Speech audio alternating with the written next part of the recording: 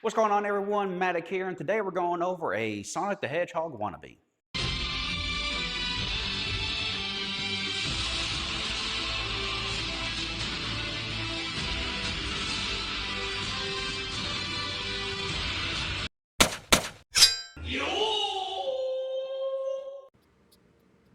Viewer discretion is advised. There's going to be lots of swearing involved because, let's be honest, there's a lot of stupid people out in the world, and I may be a good person, but I never claim to be a nice one.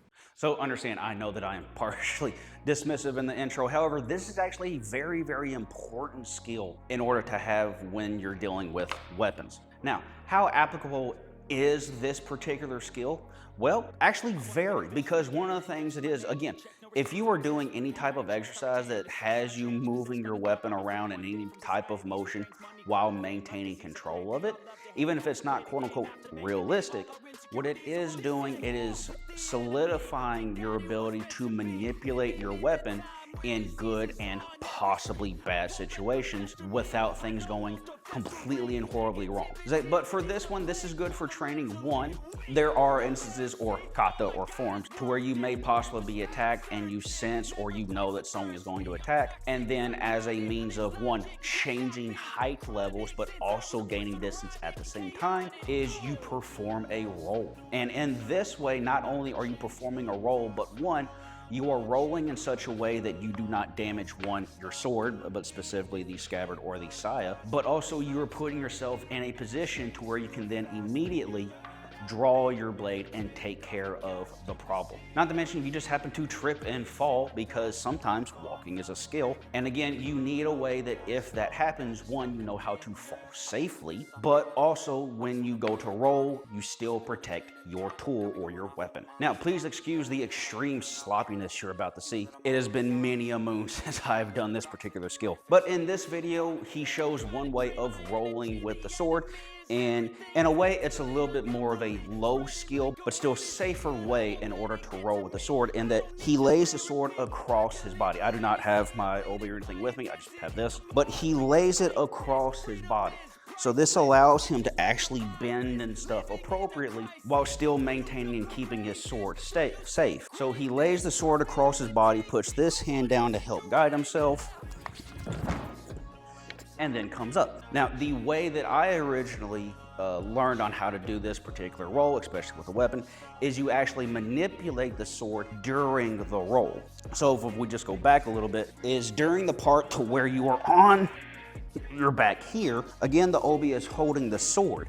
So as you're going towards your back, you're going to project the sword forward so that this part doesn't hit and you actually get stuck here.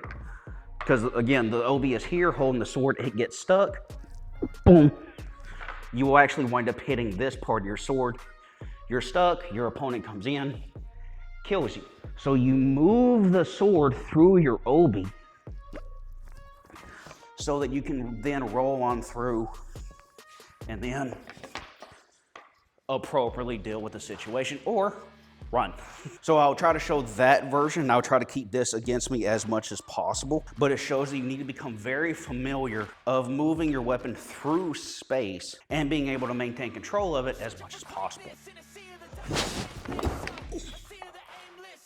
Kind of close. So of course, with this type of maneuver, we're going to have people coming out of the woodworks who think they know anything about something. So starting light here, our first comment is, nice roll, good training and difficult if you are going to wear a second sword in your obi means belt. That is where your right hand goes. If you don't secure it during your roll, you could end up impaling yourself. So short response to that is no. Long response to that is no. But let's look at what he's actually talking about. So if you look in the video, you will find that the gentleman is wearing two swords, one long, one short.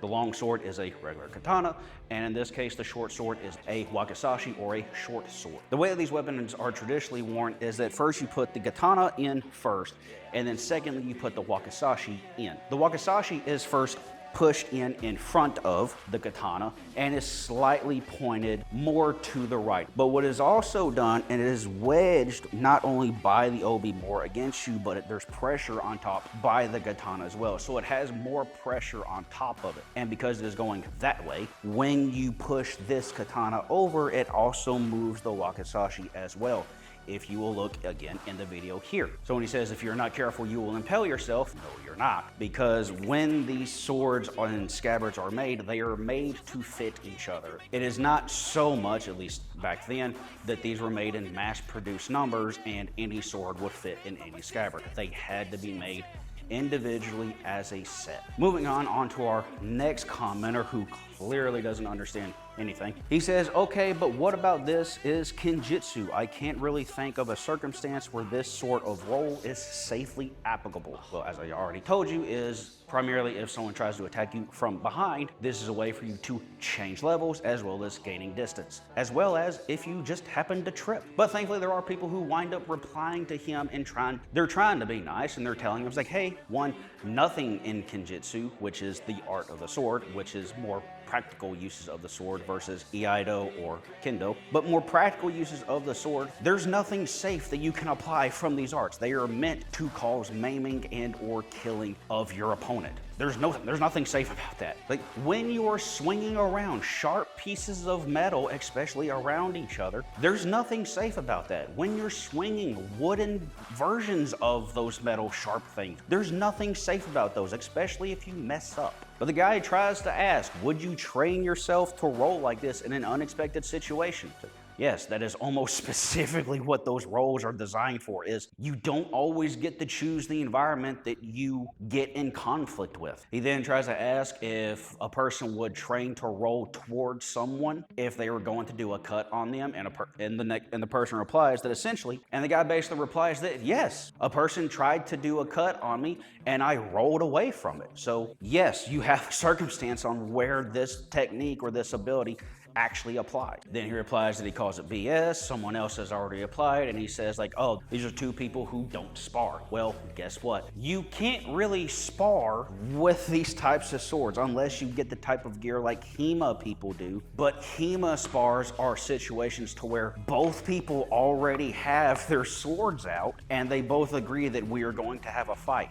This is more of a situation of either you're surprising someone and doing a cut, as this video shows, or someone is trying to surprise you and your only response that you have at that time is to roll away from them and then you re-engage. And honestly, as I scroll all the way down to this particular comment thread, I see that I already replied to the guy, essentially what I did here, just in text form. So if you want to see that wanker get absolutely owned, because he definitely didn't reply to me, so you're perfectly willing to, there'll be a link of the video at the bottom. I'm Matic, and I'll catch y'all later. One long, one short. The long sword is a regular katana, and in this case, the short sword is a wakizashi, or short sword.